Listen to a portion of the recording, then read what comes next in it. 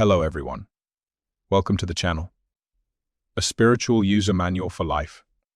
This channel is dedicated to reading, unpacking, and analyzing the text section of the book, A Course in Miracles. The objective of the book is to retrain us in the proper use of our minds. This way we become more enlightened, spiritually. Use our minds in a more conscious manner, enjoy greater fulfillment of our pursuits, have the tools to face whatever challenges confront us, be able to resolve problems whenever they appear, regardless of the form they take. It provides in-depth knowledge on the workings of the mind, our thoughts, beliefs, emotions, and will, how they all come together to create our reality, individually and collectively. The sparkly version of the book is used. To distinguish between the text and my commentary, the word text will precede the text. The word comments will precede the commentary. Knowledge is also drawn from the Seth books of Jane Roberts. If this is of interest to you, this is the channel for you. This video is for the last section in Chapter 2, the meaning of the Last Judgment, before getting into the section. I'll do a short recap of the previous sections of the chapter. Projection is an attribute of the mind. Its purpose is to manifest or extend the contents of our mind, those being our thoughts, beliefs, emotions, desires, and will. It is this ability our Creator used to create us. In our creation, we were given all of the attributes of our Creator, including a free will. This free will allows us to entertain any thought or idea, hold any belief, make decisions based on these beliefs, and act on them. A world was also created where we could learn to use these attributes and the laws that govern them. The objective of all of this is for us to eventually become co-creators. Somewhere along the way, we fell into a deep sleep and forgot all of this.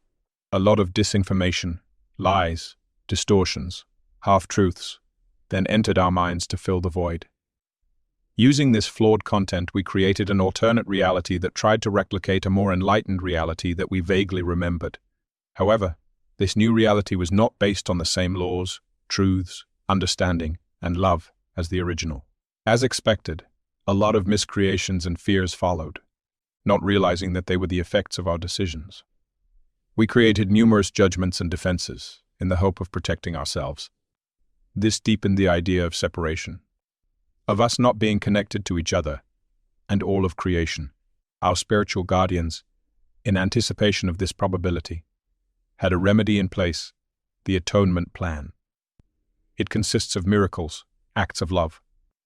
As such, it cannot be weaponized, which is the limitation of all the other defenses. Its design is to awaken us from our sleep, get us back on track to what we came to this earth school to learn. This includes, the mind is the source of all creation. It is where all learning occurs. This includes mistakes and their corrections. The body is an aid to facilitate this learning. Thoughts have power. Our beliefs and emotions flow from them. Our thoughts, beliefs, emotions, desires, and will combine to create our reality, individually and collectively. The cause and effect law is at the foundation of all this. The golden rule is a component of this law. Learning all of this gets us on the path to mastering love. As per the course, we've been in this deep sleep for millions of years. It will take millions more for all of us to fully awaken. The learning we will experience in this awakening will get us to the point where judgment is no longer necessary. That will be our last judgment, which is the topic of this last section of Chapter 2. A viewing of the videos of the Chapter 2 sections will be helpful. Let's begin. Text. The Last Judgment is one of the greatest threat concepts in man's perception. This is only because he does not understand it. Judgment is not an essential attribute of God.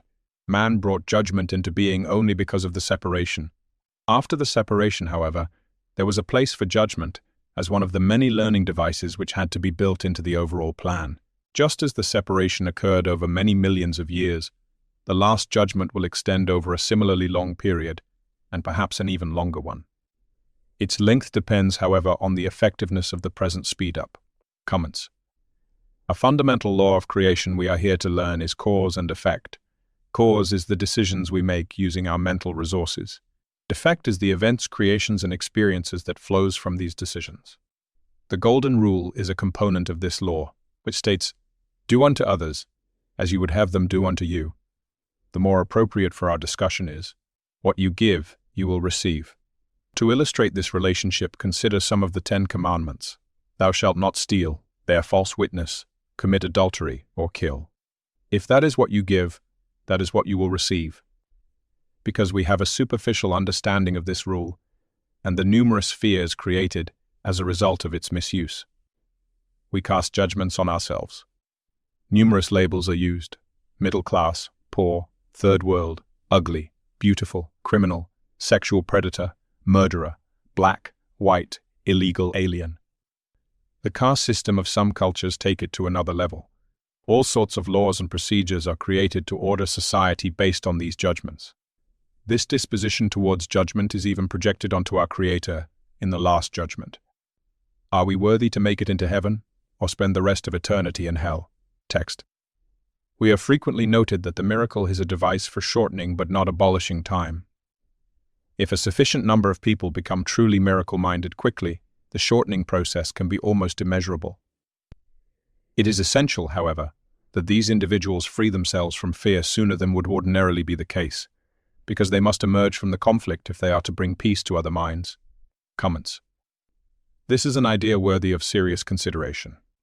Reducing, by an immeasurable amount, the millions of years it is expected to take for us to become enlightened beyond the Last Judgment.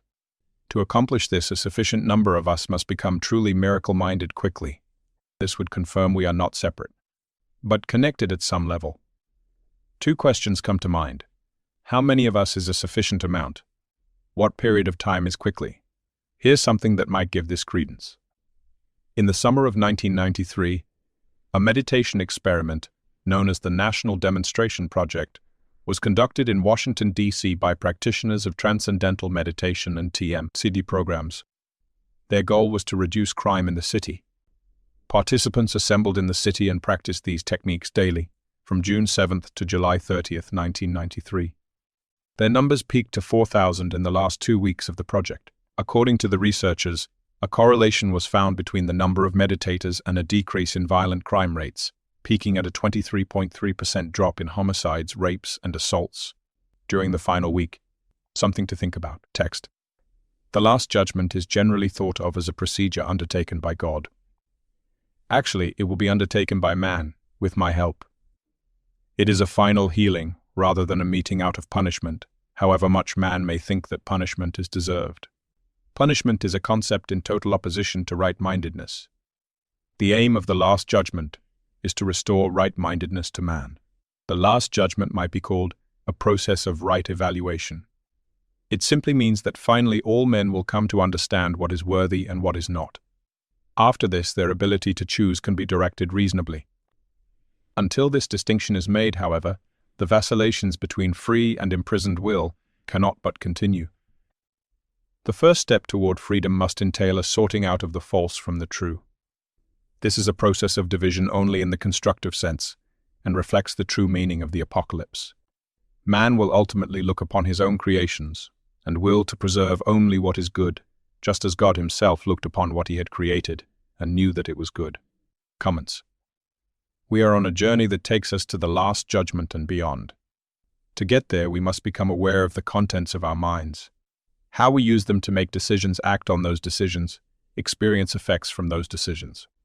The Golden Rule is significant in this process, for it identifies what is given in our decisions and actions, and what is received in response. Learning this presents some challenges. For most of us, giving and receiving is a physical exchange that follow the rules of barter or business. Barter, I do this for you, and you do that for me in return. Business, I give you money in return for an item you have for sale. Much better examples would be charity, an act of giving; karma, an act of receiving. But remember, we are spiritual beings having a physical experience, which means everything physical has its origin in our minds. The Golden Rule works a little differently there. Here, thoughts, emotions, beliefs, desires, and will are what is given and received, following a process that we are here to learn. This mental content then becomes physical, because we overly identify with our physical selves. It is only then we become aware of or acknowledge them. This is where the challenges occur. There's usually a time delay between the two, which could span years. Or, not recognizing or accepting what we receive is what we gave, if it is undesirable, fearful, or both. We prefer instead to project these as coming from others, fate, other forces, even God. Through trial and error, lots of them, we eventually make the connections. As our understanding of the process grow, we become more deliberate and selective in the thoughts we entertain, the beliefs we hold, the conversations we have, the decisions we make, the goals we set for ourselves, the actions we take. Practically everything we do. We come to realize that the decisions we make and actions we take creates what we experience. This is what we are here to learn. Text. At this point, the will can begin to look with love on its own creations because of their great worthiness. The mind will inevitably disown its miscreations which, without the mind's belief, will no longer exist. The term, last judgment, is frightening not only because it has been falsely projected onto God, but also because of the association of last with death. This is an outstanding example of upside-down perception. Actually, if the meaning of the last judgment is objectively examined, it is quite apparent that it is really the doorway to life. Comments. An important point was just stated. The miscreations of the mind will cease to exist without the mind's belief in them. Let's unpack it. An attribute of the mind is its ability to accept an idea as true, thereby elevate it to a belief. It is irrelevant whether this idea is the truth of creation, factual, false, a lie, or whatever. The deciding factor is, it is accepted as true. Decisions can then be made, actions taken, events, creations, experiences occur as a result. Problems or miscreations arise if the basis of the belief is not factual or the truth of creation. As our spiritual awareness increases, we identify these decisions, along with the misunderstandings, distortions, and lies they were based on. This comes to mind. Build your house on rock, not on sand. We withdraw our belief in them, they fade away. They served us for a while. We've outgrown them. We know better now. Text. No one who lives in fear is really alive. His own last judgment cannot be directed toward himself, because he is not his own creation. He can, however, apply it meaningfully and at any time to everything he has created, and retain in his memory only what is good. This is what his right-mindedness cannot but dictate. The purpose of time is solely to give him time to achieve this judgment. It is his own perfect judgment of his own creations.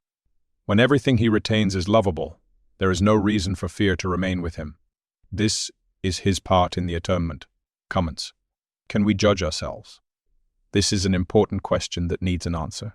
First, in order to judge, there must be a criteria. It should include answers to questions such as, who is the creator? Is there more than one? What is the creator's intent? What is the purpose of the creation? Is it to fill a need, a vacuum? Are there other versions? Others could come up with more questions, but these are the ones foremost in my mind. A variety of sources seek to provide answers. They include the sacred text of the major religions, the Seth books of Jane Roberts, and of course, A Course in Miracles. With all the knowledge and information they provide, one truth stands out. We did not create ourselves, which means we cannot, nor should not, try to judge what we did not create. What we can and should judge are our own creations. We are in the perfect position to do so. Before doing so, however, we need to be aware of a few things. How do we identify our creations? How does this creation process work? What are the necessary ingredients? Why are we doing this? What to do if we don't like our creations?